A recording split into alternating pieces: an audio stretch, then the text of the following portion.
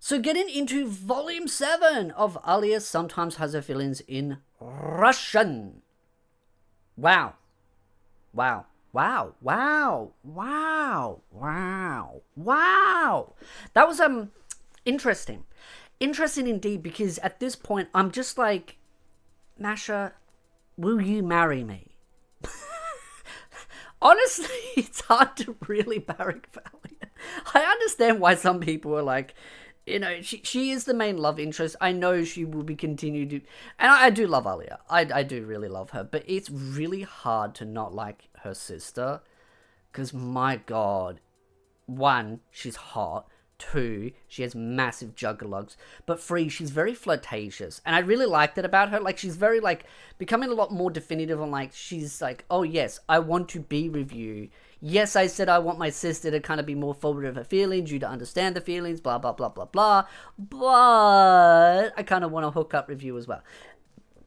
It's hard to not love Masha. Like, it really is. I've always been a big fan of her, and I stand by that. And the fact that he did the whole piano thing beforehand, where he was doing like the whole passionate thing, the past situation, and it all kind of coming together, and then Alya trying to understand that as well, that is a component in here, is that she is starting to come to terms with her own feelings, and that is explored later on in the volume, where she actually talks to his grandmother about what is love and the feelings and all that, and she doesn't realize who they are. And it's just kind of funny because she's just like, oh yeah, I'm just asking this random chick grandmother about advice. And then turns out, oops, I was just asking his grandmother. And it's very clear that probably the grandmother knows that Alya's asking because, she's like, oh, that girl has feelings for my grandson. And then the mother pops up.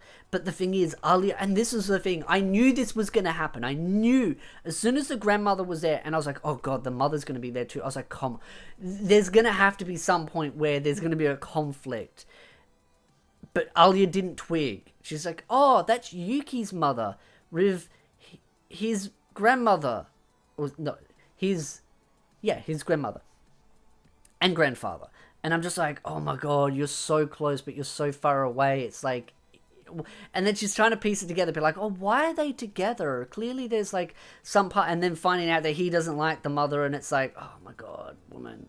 Alya, like, put the pieces together.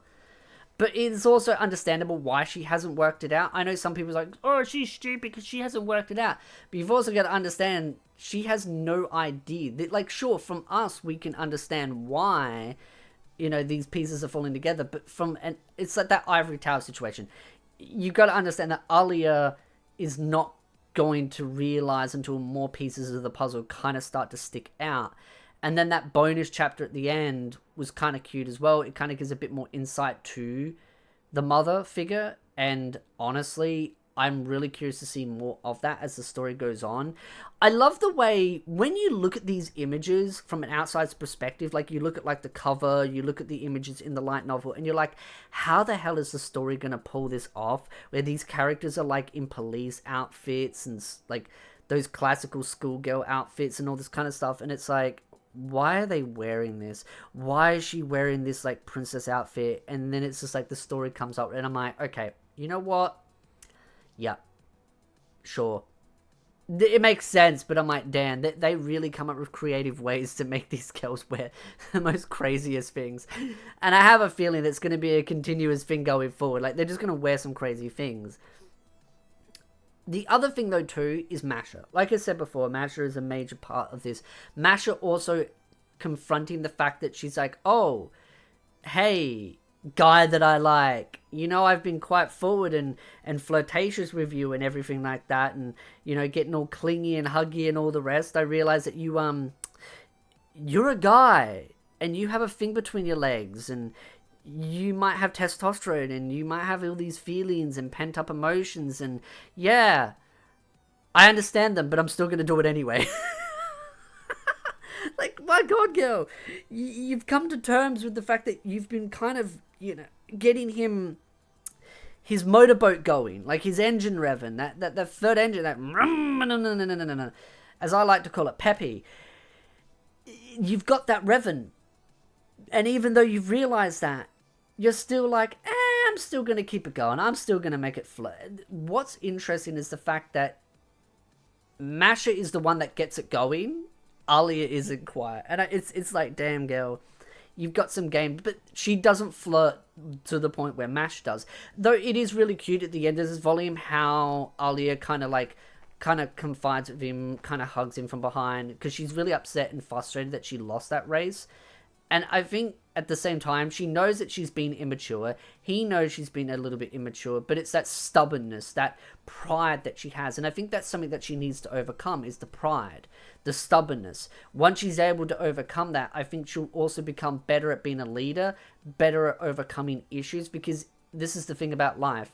If you crash and burn after one speed bump, oh boy, is life going to be challenging for you. And I think that's something that actually is quite prevalent throughout life.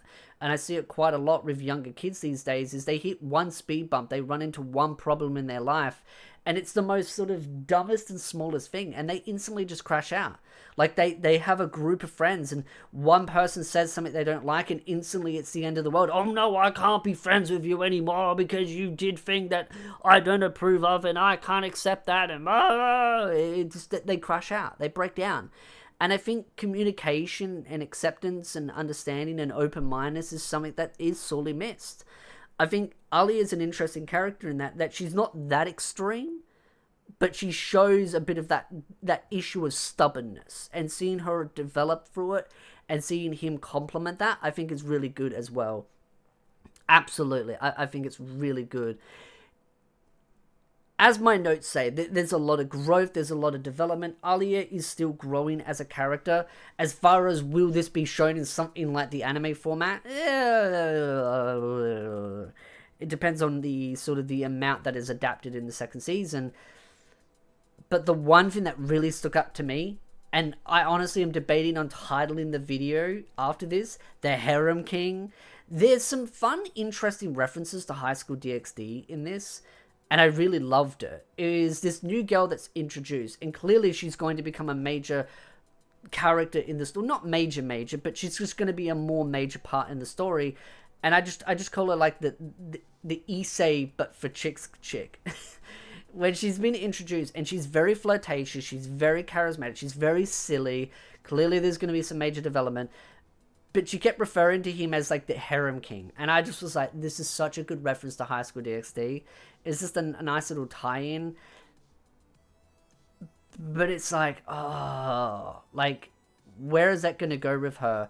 Because she is very, very silly with the other characters. And she has like all that wit and charismaticness and flirtatiousness. I look forward to seeing more of her. But I love the way she was introduced, because when I read it, I had to stop from it. I was like, that's a really good DxD. Maybe it isn't a DxD reference and it's just coincident, but when she was going on about it and she was talking about like the Harem King and him having his own harem and all these like kind of components, I just felt like the author was giving a slight nod to High School DxD. I thought it was really great. I really like it.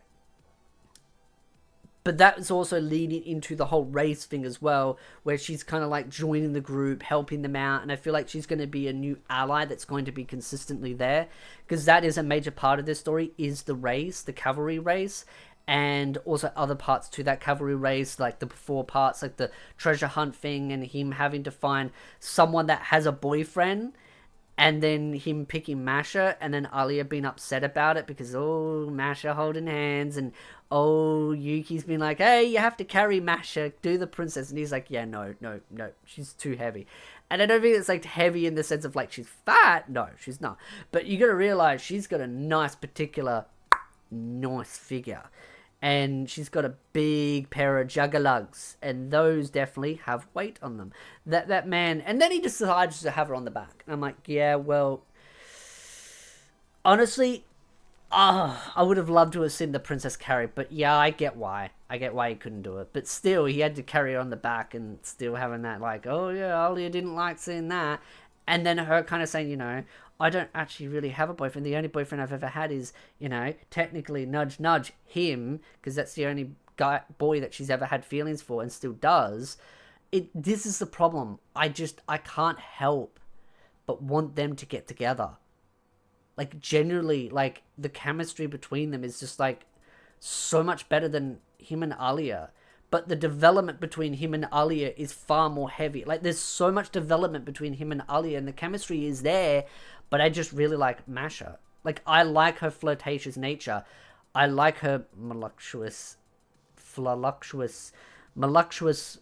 juicy, tender chicken nuggets. I just really like Masha, okay? I can't help it. I can't help it. But I also do love Alya as well. That's why I'm like, but there's a reference to a past volume where the grandfather talks about having 2 hot Russian beauties. And I'm like, I always think of that. And I'm like, I really would not complain if he got with both. I know it probably won't happen, but I wouldn't complain if it didn't. I'm just like, you know what? Let's throw out logical, let's throw out rationality, let's throw out what is expected. Just do it. But still, I love this volume. I really want to see more of the past, the relationship between him and his mother, and more of the intricate details, more about why things turned out the way. There's so many hints that have been left in there, but I want to see more of it. I want to understand why everything played out the way it did, piece by piece by piece, not just little hints and nuggets. And then, of course, seeing more development for him and Alya coming together. Yuki, it's hard not to love her. It really is. She is one diabolical villain, but she is such a brilliantly well-written villain nonetheless. So, again, love to know your thoughts in the comments section down below. What did you think of Volume 7 of Alya Sometimes Has Her Feelings in Russian? A lot of this is just to do with the cavalry race, the treasure hunt race, the sort of the past kind of coming together, the piano thing. It's all just little pieces of the puzzle kind of just building up to something bigger. I like those little fun moments, especially with the fact that you just get to see those different drawings with them in different outfits, especially Alya being in sort of that princess outfit kind of thing. I have a feeling the writer's always going to come up with creative ways of putting them in those kind of situations, but it's always fun to see. So again, love to know your thoughts in the comment section down below. If you like this video, hit the like, subscribe, and I'll see you beautiful nerds in the next video.